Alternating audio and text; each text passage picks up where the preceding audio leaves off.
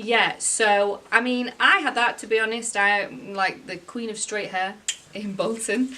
I used to iron my hair a lot and have it poker straight, just like Kim K does now, but I did it, you know, years ago. And it would be blunt and super straight and super black. And that's how I had my hair for a long time. And then, you know, times changed and I thought, you know what, I've got to try this volume lark and this curly blow wave lark. As I work in the makeup industry and we're surrounded by it all. So that's when I started using brushes, but I wasn't using them correctly because I'd use just the single ones with the brush handle, start putting them through because I didn't really ask hairdressers what they were doing and they would get knotted and not really do much, to be honest.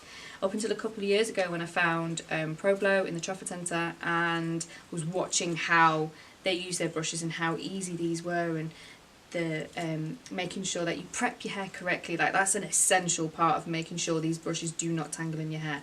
Like I said before, I am no hairdresser.